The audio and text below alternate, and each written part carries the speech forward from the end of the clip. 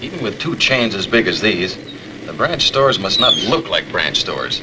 Now, here's the mall. At this end, we have Thompson's. And across the mall like this, Harry, I want a wall of water. I'd say about a 5-story drop. And at this end, we block in Hastings, moving sidewalks here and along here. Now, underneath the whole thing, a sunken garage. I want all-out hospitality for motorists, you understand? Have you got the ratios, Bill? 85%. The secret's in flexible interiors, Lee. We can deliver Hastings an 85% selling area out of a total of 175,000 square feet. That's the best news I've heard all day. Now, over here on the east... 5 minutes, Mr. Fisk. Oh. All right, tell Carl to turn him. I'll be there in a minute. Your briefcase and overnight bag already aboard. Thank you. Danny, you're the inventor on this team. Why don't you invent us a clock stretcher, huh? Okay, Lee, 1 clock stretcher coming right up. How many hours a day do you want? Well, let's try a 28-hour day. Maybe that'll do it, huh? Bye, gentlemen. Oh, Miss Prentice isn't in, Mr. Fisk. That motivation research project, did you ask her to coordinate with personnel? Oh. Well, tell her I'll call her from Chicago tonight, huh? Have a safe flight, Mr. Fisk. Thanks, Barbara.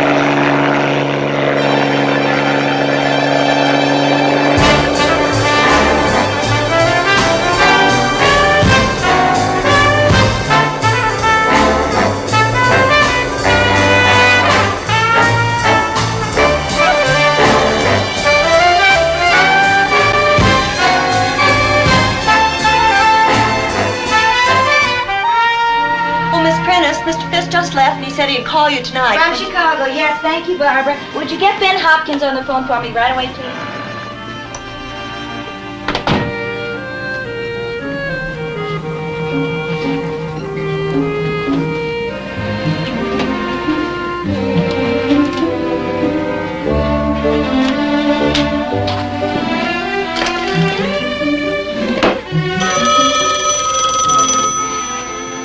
Hello? Ben! Happy day. He bought the concept. I called him just before he was taking off. Yeah, sure. So now we can terminate all that outside research program as of this minute, 10 a.m., official Phoenix time. We're going to get our backstop right here within the organization, train him on the job. Oh, and Ben, will you please throw out all those old-fashioned motivational research tests? Honestly, I'm up to here with conformity. Well, what we need is somebody to stand up to Mr. David Leland Fisk. Who? Me? Oh, Ben, that's awfully sweet of you, but I don't really stand up to him any more than anybody else. I try to be honest with him, and he's kind enough and flattering enough to indulge me, but that's all. Okay, Ben, you've got a green for go. College? Oh, absolutely. That's a prereq. Who? Todd Stiles? Yale?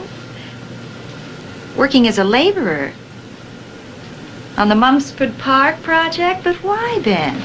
Why as a laborer? Well, he certainly does sound like a nonconformist. Yes, Ben. Yes, I would like to meet him.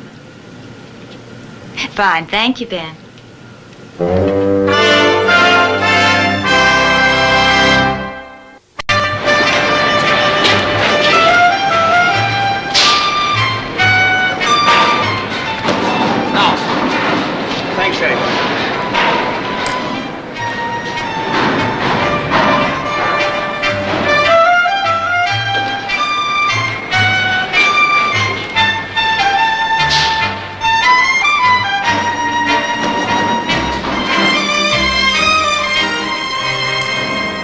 Anything? The call. What call? From the front office. Oh, I told him no.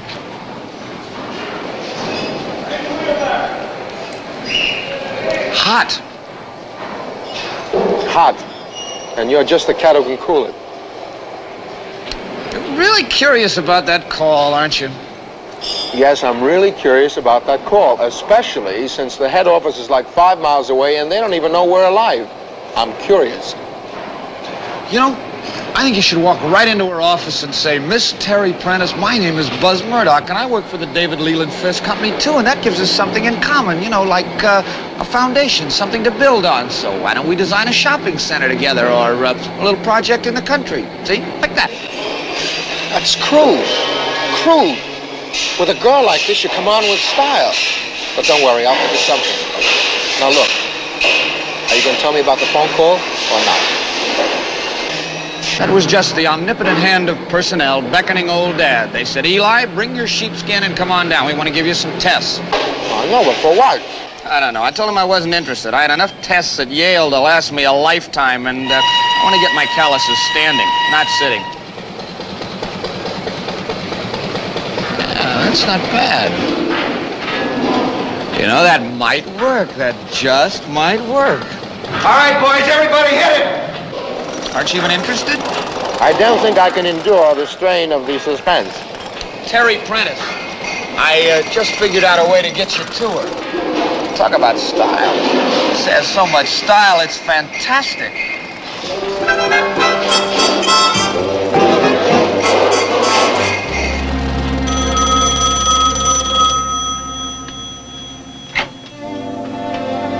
Yes? Oh, Todd Stiles? Yes. Please, send him in.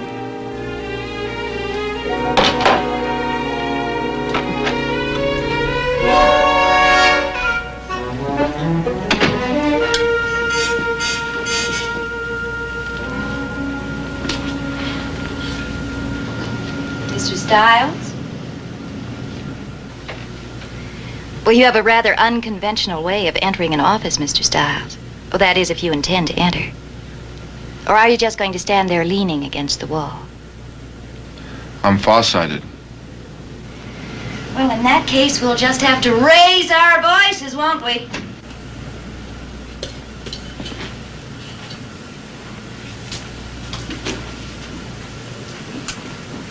Oh, don't worry about the chairs. They're treated.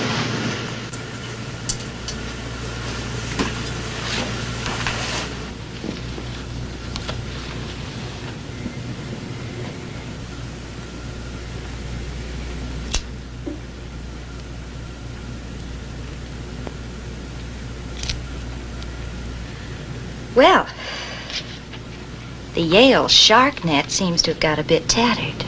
Apparently things are getting through. Here it is. Graduated magna cum laude 3 years ago.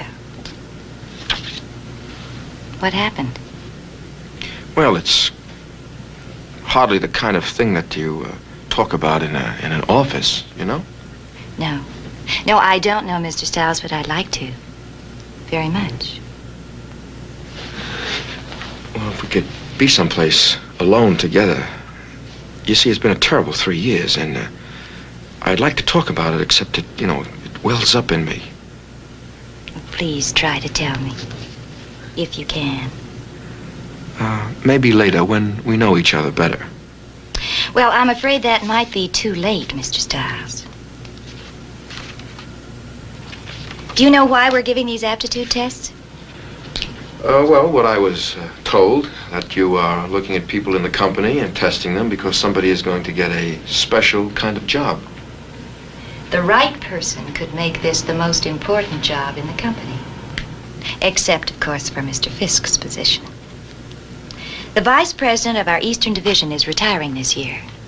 We're looking for his replacement. We want a dedicated person, someone that we could start grooming now so that when the year is up, the vacancy can be filled expeditiously. Now, perhaps you're wondering why we don't make this replacement with one of our executives from the home office. Well, you see, these men are architects, Mr. Stiles, not businessmen. Candy?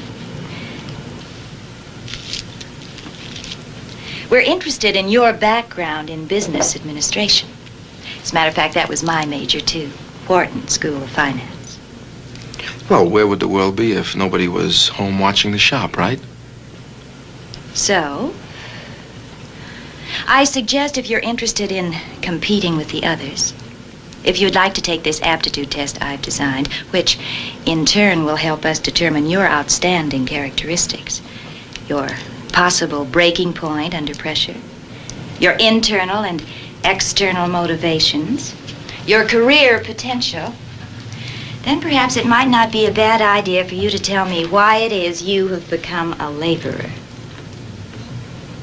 When you chase yourself from one day to the next, when you're both the Pied Piper and the kid that digs the music, the kid that follows all those way out notes, you go where it takes you. No matter where, no matter what. Like now.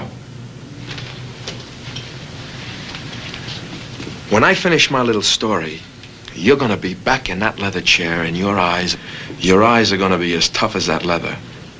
And you're gonna ring for the state militia and have me tossed right out of my job, too.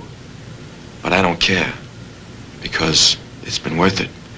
And I'd do it again tomorrow, if I could. You see, from the first day I saw you, 3 weeks ago on that project, I almost fell off the 11th floor, until I walked in here a few minutes ago and wondered to myself, she's the controller? I wonder what she controls. Just this company? Or herself, too?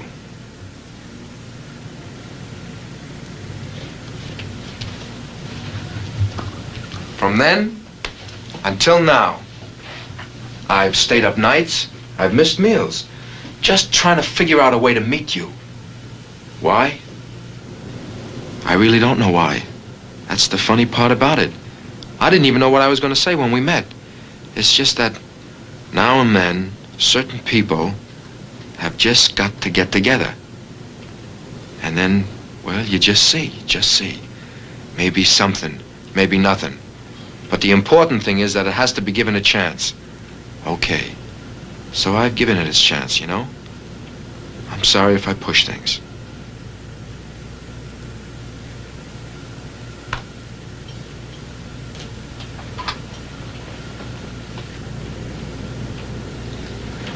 I'm not really Tod Stiles.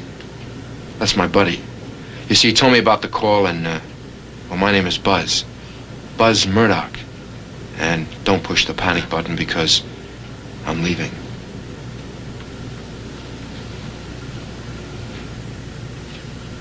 Mr. Murdoch.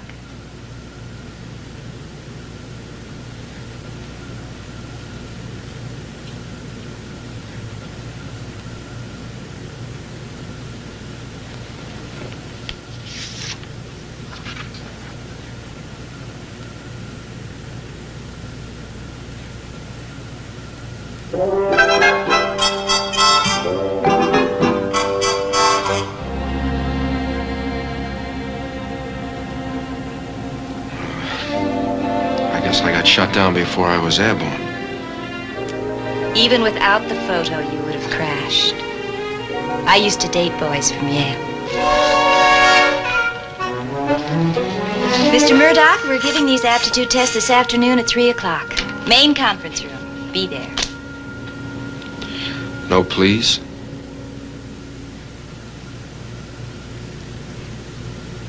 Please.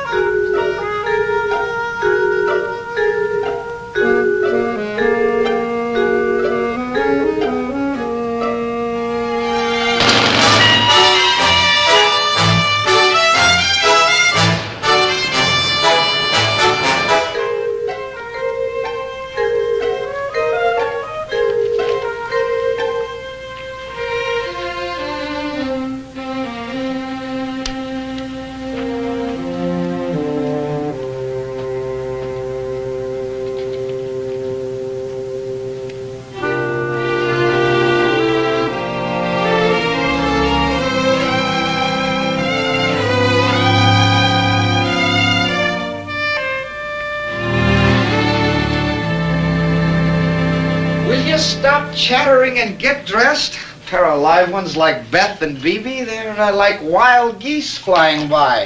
When you hear them honking, you have to be ready to fire. At the top of the test, it said they wanted to find out what your idealized image of yourself is. How come? That means what kind of a guy do you think you are? That helps them decide what kind of a guy you really are. I know what kind of guy I am. That's what you think. They got the tests all worked out, zeroed in on the real you. What about yourself do you esteem? What do you disparage? How are your reserves of security? How well is your life justified? Not just in words and dreams, but in actions. Do you have any secret sources of shame? Enduring regrets? You remember her name is Bibi? Bibi, okay, Bibi. Once she runs your test results, she'll have you bagged and tagged. Everything but fingerprints. Oh, Bibi? No, Terry Prentice. Now, what do you know about her? What do I gotta know? Well, enough to make it an even match. Oh, this is not serious. Hark, geese. What'd you say mine's name was? Bibi.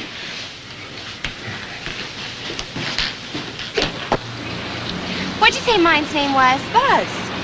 Bibi and Buzz. Buzz and Bibi. Bibi Buzz. Wow.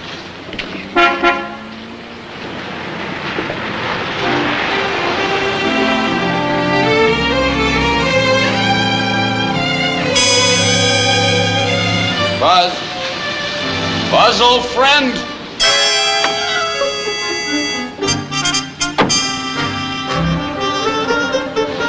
He wouldn't do that to me.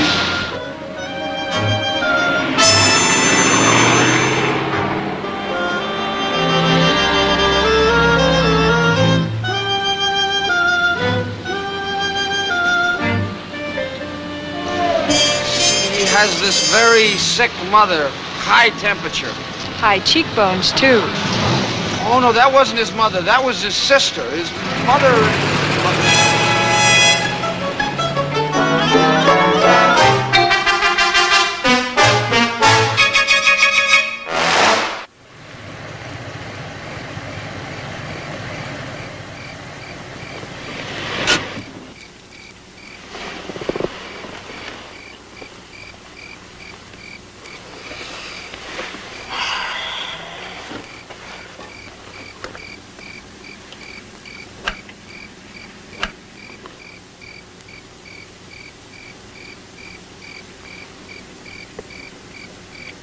Does the silence embarrass you?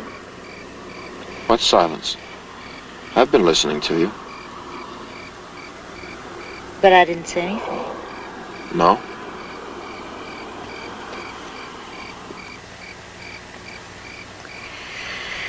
Your speed is all forward, isn't it? Well, if I had eyes in the back of my head, I might go reverse sometimes, but I can only see forward. Would you like to turn on some music? No, I don't need it. Do you? No, a person could learn to dislike you intensely.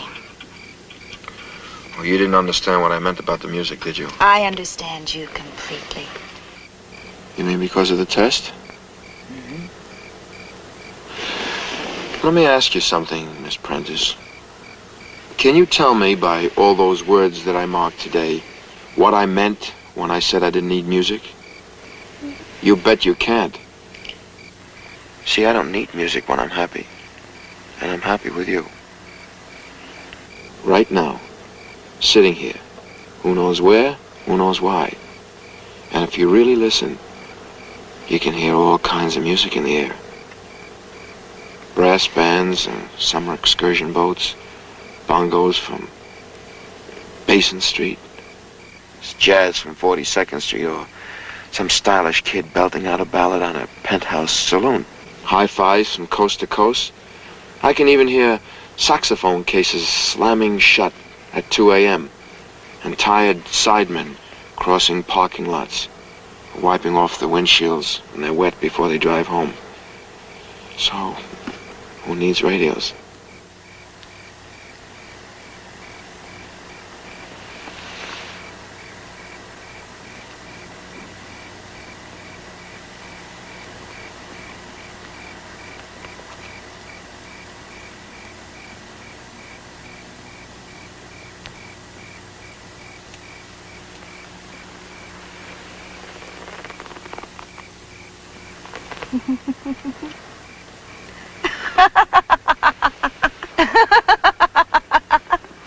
Now, would you like to kiss me again? No, of course you wouldn't. I laughed at you. But then I guess I can't expect to ever find a man that well adjusted. Oh, you mean this was all part of the test? Reserved solely for the man with the highest score. You, Mr. Murdoch. Hey! Why don't we play a little more of that multiple choice jazz, okay? Situation. You're in the desert in a car with a man, and he throws your keys into the night. Now, which do you do? Mark the appropriate box. A, you look for the keys. B, you walk 25 miles back home. Or C, you wait further developments.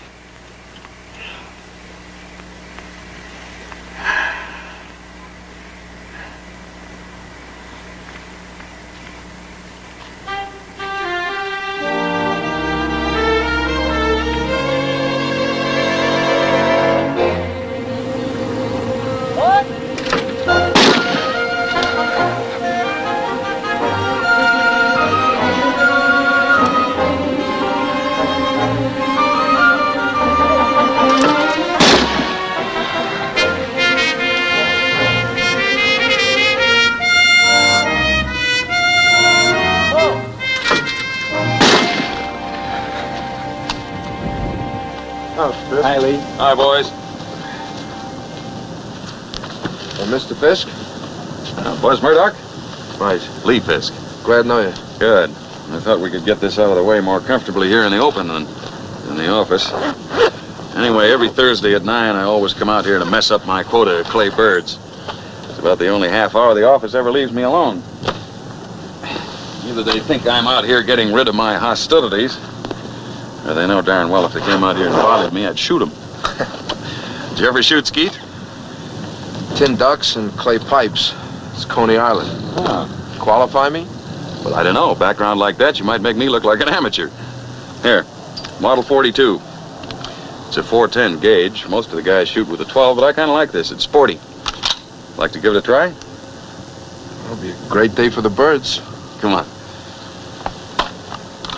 Over here.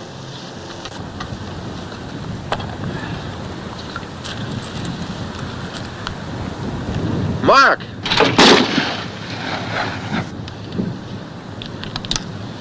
Look, what you want to do is to start with your gun pointed over toward the house there. And then as the bird comes across, you swing with it. Watch, like this. Mark! See? Whenever you're set.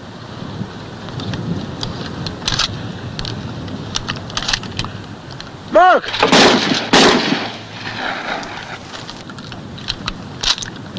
Well, Terry says you scored some kind of all-time record in the aptitude test. Says you're the most aggressive person she ever met. Mark.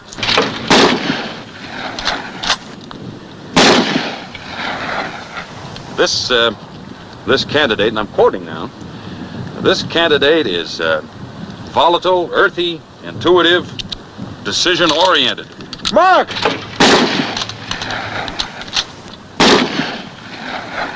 A man of singularly strong views.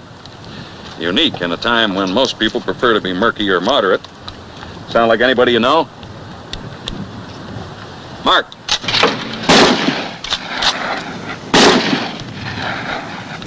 You know, for 6 months, I've been combing the country for somebody just like that.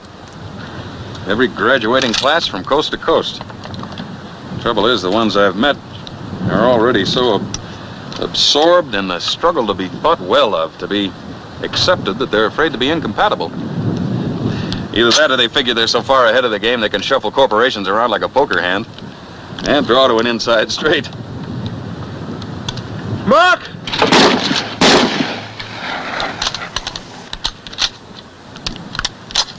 What I need is somebody to take over from Smitty, our vice president back east. Someone with enough drive to come after my job one day. Mark!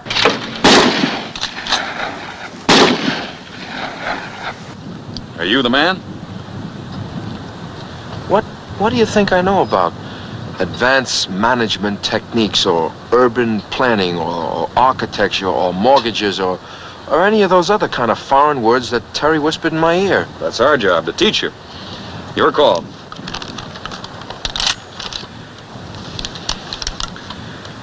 Mark! Nice leading. Look, Mr. Fisk, I'm one of your laborers. I've had 14 jobs in the last 16 months. I get up in Duluth and go to bed in Detroit. I've never made more than $122.50 a week. When they pushed me out of high school and put that diploma in my back pocket, the bells rang from the Bowery to Riverside Church. Nobody ever figured I'd make it, least of all me. Everybody gets born the same way. Mark!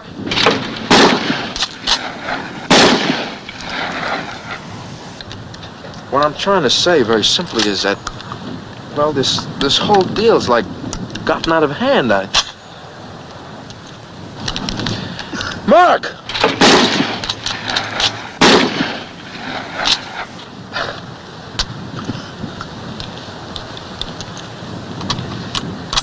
I mean, I saw a girl I wanted to get to know better. So I got into her office under false pretenses. The next thing I know, like, there's a board meeting, and I'm spending the morning at the gun club with the president. You mean this all began as a pickup? You and Terry? Right. Mark!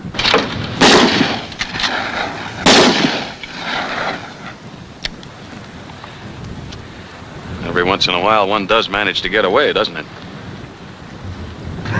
Yeah. I've got a hunch about you, Buzz. Fair enough. $500 a week to start. If you make it, your first boost will take you to $50,000 a year. After that, who knows? But don't let the numbers dazzle you. Think before you reach, because there's a price. With me, and with all my people, the division between work and leisure, between discipline and freedom, all gone, erased, wiped out. No boundaries, no place to hide. With this outfit, you don't build a life, you unbuild. You strip down your private life and you start fresh, as you must with any project. And then you go, out and up. If the native material is good enough, you stay up. If it isn't, the whole project's a washout. You decide, Buzz.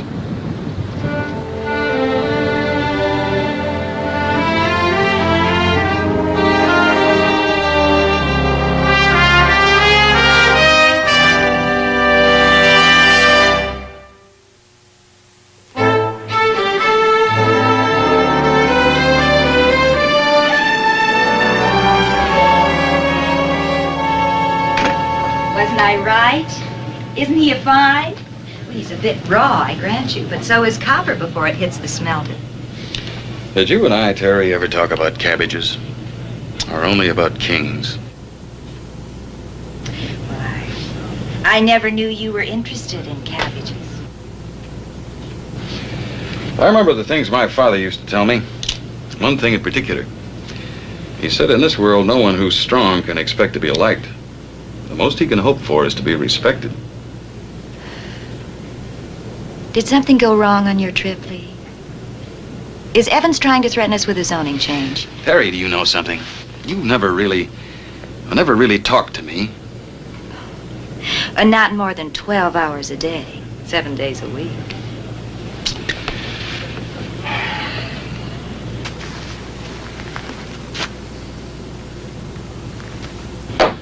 Did, this young man, Buzz, did he tell you about last night? No. He told me this all started because he was interested in you. Oh.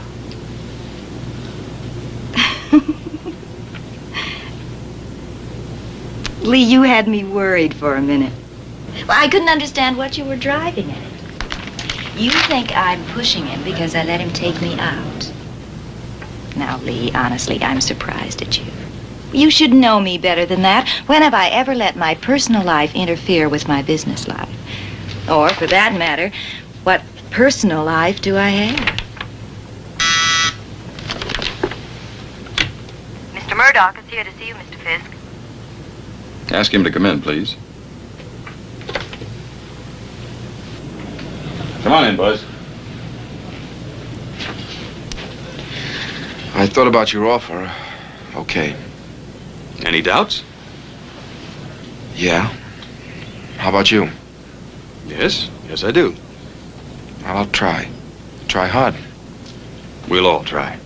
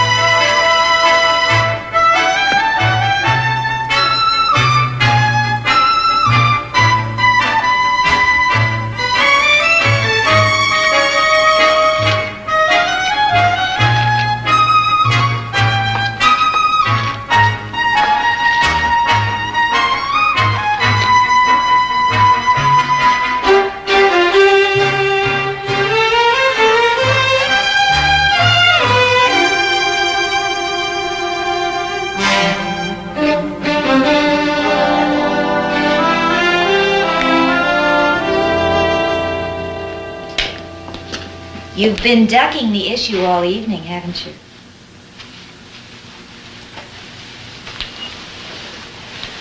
All right. We're alone now. Why didn't you speak up in that meeting this afternoon? For 4 weeks, you have sat in staff contributing absolutely nothing. I can just see the computers working behind Lee's eyes. Well, he's beginning to question the wisdom of my recommendation. Didn't we work out a whole new concept for the south side of the mall? Now, I'm sure Lee would have been delighted and impressed. Well, you see, there was only one thing wrong with that. You see, it was your concept, not mine. What's the difference? Well, then why didn't you present it? Because, my darling, I wanted you to get the credit. Why?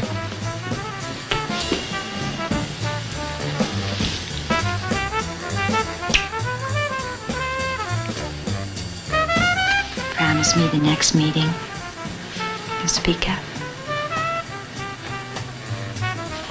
Darling. Yeah? Will you do it? No.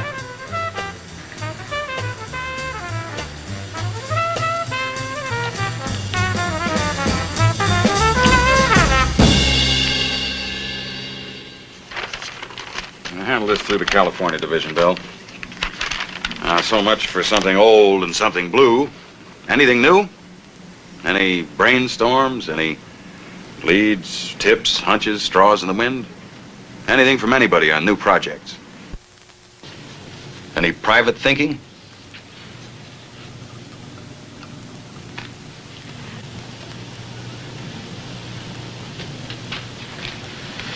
Well, I've been looking at swampland and bottomland, and I think I've turned up with a tract just outside of Dorset, Florida. It's 1,200 acres that seems to be overlooked, and I think it might make a profitable marina community with water frontage for each lot. I didn't turn this over to development, Lee, because, well, it's still in the speculative stages. But, well, I've drawn a map there so you can see. It doesn't look like much, but you can see that it can be laid out with 70 canals. Now, the town of Dorset owns 400 acres of this tract, but they're in financial trouble, and they're looking for revenue everywhere. Now, I'm told, although it's still supposed to be a secret, that they'd be happy to let their acreage go for $37,000.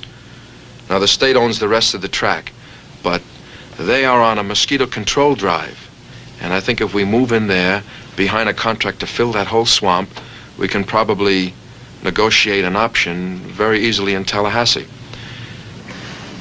If we use a a portable hydraulic pipeline dredge, and we both widen and deepen that initial tideland there, and we pump the fill into the swamp. I figure we need 7 feet for a basic foundation to build on. Now, including labor, maintenance, amortization, and depreciation on equipment, I've got some duplicate figures for you, Lee. The cost of the fill shouldn't run more than 20 cents a cubic yard. Now, pre-development price, that's including the bulk heading and the utilities, can be bought in for $70 a front foot. And we can sell 100 by 160 foot lots for $150 a front foot. Now, that's $50 below the nearest marina community, which is in a strip on the Gulf, which can't compare to this spot for weather, view, or accessibility. Well, you seem to have thought this over pretty fully. Any idea what the profit might be? $5.25 million.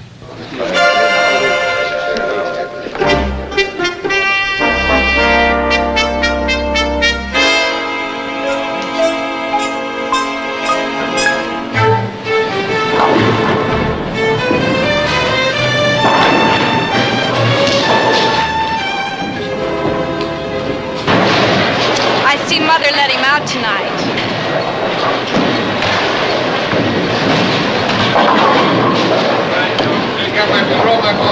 I'll be right back.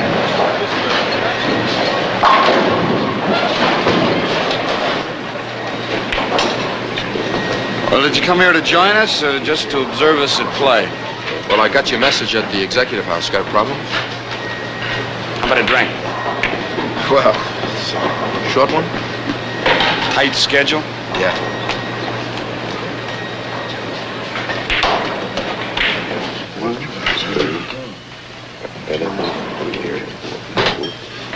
Lee and I fly to Tallahassee tonight. Yeah, I heard a rumor about that. Some kind of a big deal you cooked up? Beer. Beer.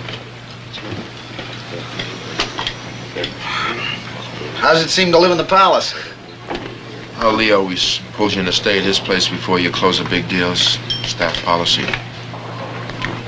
Like they say, policy is the best honesty. Look, whatever's bugging you, why don't you just say it? I knew it was going to be hard, Buzz, but not this hard. You trying to tell me I've changed? Everybody's changed. Remember Beth? She hated bowling.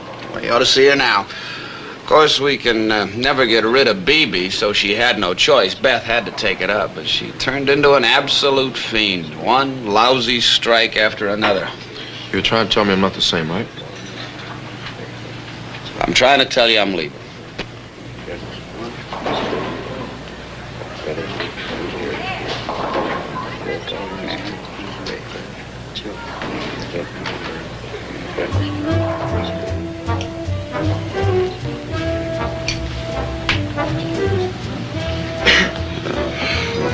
Peanuts?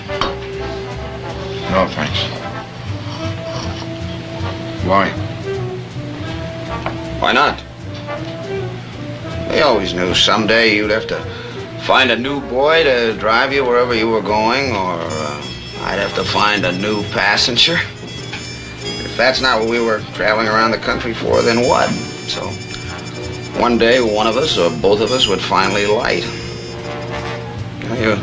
You drive around looking for truth, and sooner or later you're going to find some. So, one for the road.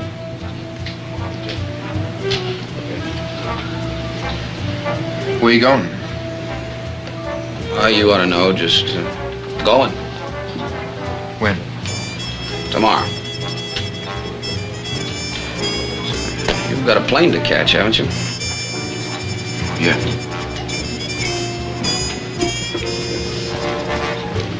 Keep in touch, huh? Sure.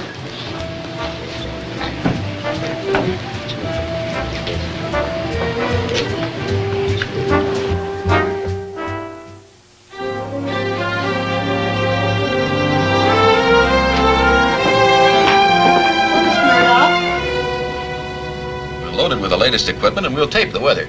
Run it on a loop, change it every 15 minutes. That way, any boatman in the area can just dial the up-to-the-minute scoop on weather conditions. Hi, Buzz. I gotta talk to you. Alone. Please. I'll call you in a few minutes, huh?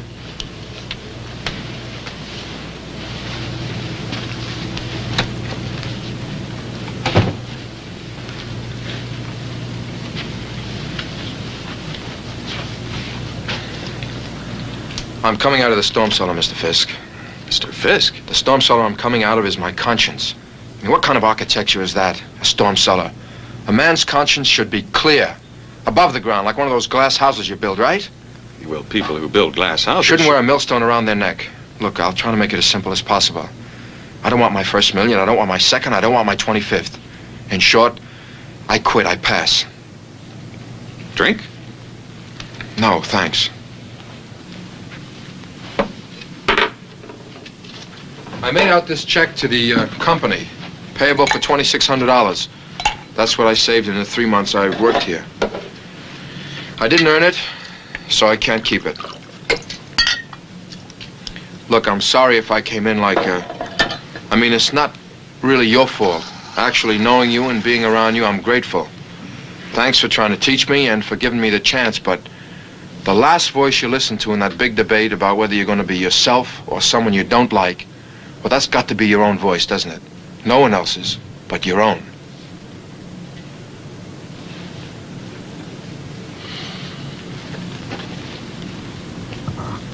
Will you ask Miss Prentice to step in, Barbara, please?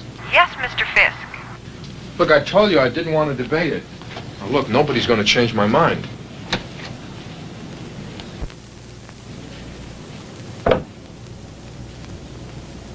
Now, don't tell me, let me guess.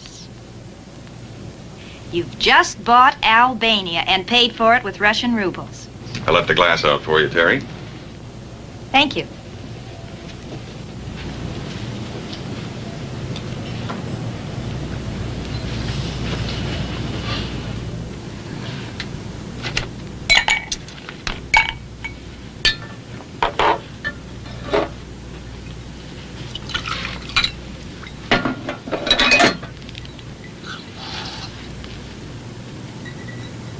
Albania.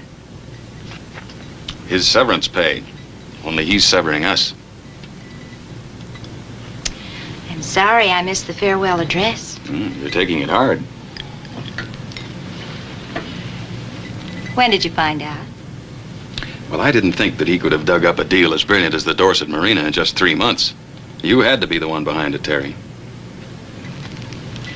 Of course, I didn't really know till we got to Tallahassee. Too many pieces missing down there. And without Terry, Buzz didn't have the answers. I left those pieces missing deliberately. Somebody want to tell me the name of the game? I want Smitty's job. The Eastern Vice Presidency. That's the name of the game. For 6 months, I combed through all those applications with you. Nothing. Well, I knew you wouldn't rest until you had some kind of a straw man, so I sold you the idea of promoting from within, and that's when Buzz walked in.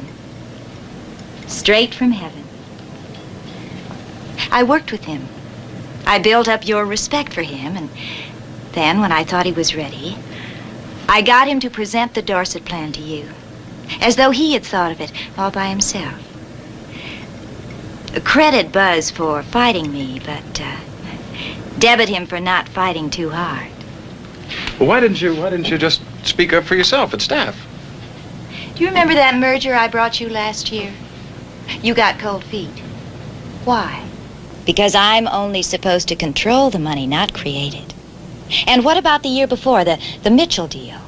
You stood to make at least $2 million on that one, but because it came from me, a mere woman, you hesitated just long enough to let another company snap it up.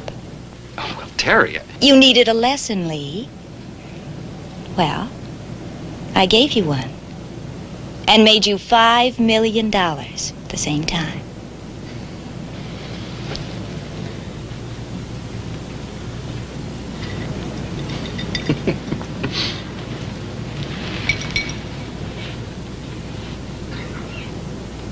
Buzz, everything that happened, all the times we spent together, Darling, I never said or did anything that I didn't feel or mean. But don't you see, that's just part of me. Part of what I am. You never got beyond that. You never found the most important part of my life. If you had, if you had had the insight to take that part prisoner too, then you would have known all of me, and then I would have forgotten everything. My job, my ambitions, everything but you. Well, you're not alone, Buzz. I've loved her for 5 years. You know, there's never been anything that I wanted that I couldn't have or didn't have simply by asking.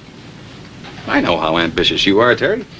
And I know that if I'd asked you to marry me, you'd have said yes, simply because you couldn't afford to pass up David Leland Fisk, the president. All right, today we're leveling. Maybe too much truth is better than no truth at all.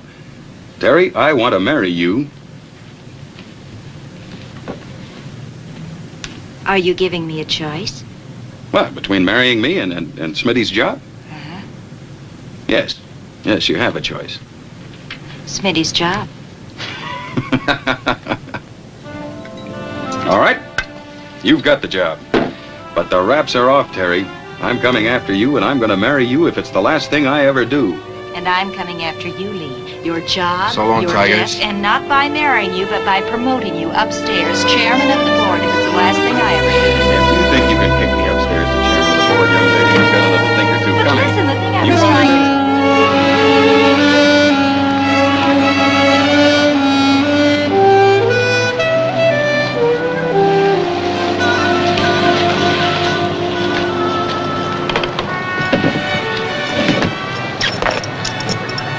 11 hours from Denver to Phoenix, that's not bad. There's just one thing I'd like to know. Why did you send the wire collect? Well, suppose I had paid for it. Yeah. Where's the urgency?